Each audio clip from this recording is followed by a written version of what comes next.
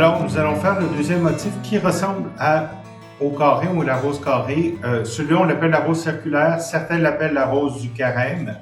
Alors, contrairement au premier motif, au carré qu'on a fait, lui, il nous en faut deux. Donc, c'est quand même pratique aussi parce que souvent, on a tendance à penser que du tressage, ça se fait seulement à 4 en raison de la cocotte. Donc, il nous faut deux branches. Naturellement, comme à chaque fois, on va enlever nos parties.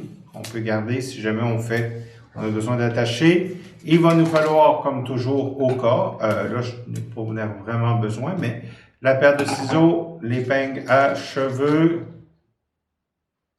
Ça va être pratique. Des fois, on a des parties qui sont tellement dures qu'on peut simplement commencer, puis ça nous aide. Des fois, là, c'est impossible avec nos mains. Aussi, des fois, on veut faire des petits motifs. On va en faire à la fin pour effilocher. C'est pour ça l'épingle. Et si vous êtes comme moi allergique au pollen et à la poussière, le masque demeure votre allié. Donc, celle-ci, c'est du pliage par en dessous, aussi du pliage en V. Donc, c'est simple. On prend notre... Là, c'est bien, on peut quand même en garder un peu, parce que celui-là, on le laisse, comme vous le voyez, on le laisse un peu dépasser. C'est pas vilain. Donc, on prend notre pomme du dessus, celle qui est devant nous. On va la glisser en faisant un 45 degrés sur notre pomme du dessous. Et ça va être toujours la pomme qui est dessus qu'on va glisser entre. Et petit à petit, on va avoir notre rose qui va tranquillement se former. C'est encore le même principe que ce que je vous ai dit tout à l'heure. C'est pas du tressage, c'est du pliage ici. Donc, il faut bien prendre la peine d'écraser.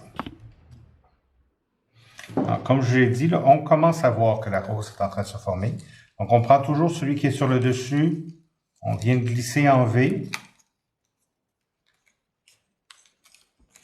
Et on continue. Donc, et en faisant un tressage en V par-dessus, en écrasant petit à petit, vous allez voir la forme circulaire qui va se faire naturellement.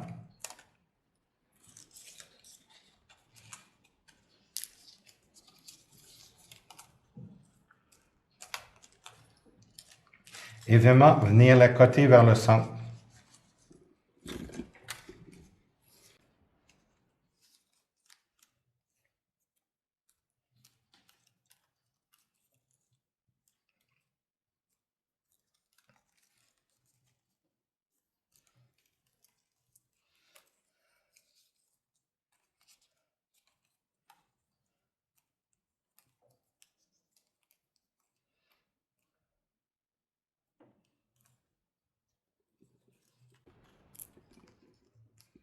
Et on appuie.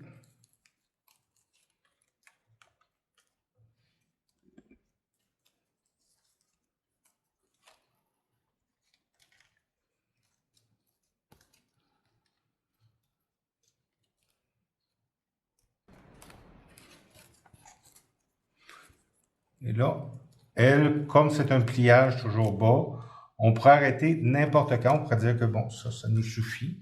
Mais pour le besoin de la course, on va tourner jusqu'à la fin, là.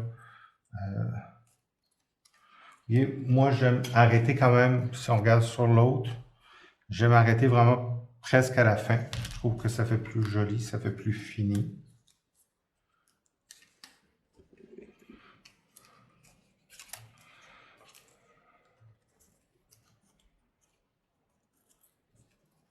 Donc, c'est toujours, on tourne en glissant par en dessous, on rentre, on va jusqu'au bout,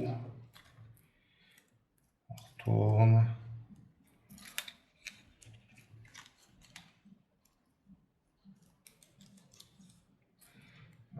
donné, les gros doigts, ils sont plus capables. On arrête. Mais on fait sûr de bien appuyer quand on a terminé, parce qu'en séchant, si on ne fait pas cette étape-là de bien appuyer, ça va rebondir. Donc, en faisant ça, comme vous voyez, tout dépendant où on l'a commencé, il peut des fois avoir ça. Donc là, ce que j'aurais dû faire, c'est le tasser un peu plus pour que ce soit dessus. Mais vous voyez, c'est le même principe. C'est sûr que celui-là, les barres étaient pas dures. Donc on les a laissés, ce qui est assez intéressant. Donc la suggestion que j'aurais, si vos barres sont malléables et que vous voyez qu'en touchant, ils ne se casseront pas, laissez-les. Ça fait une bordure qui est intéressante. Mais si c'est trop dur, vous le faites comme ça.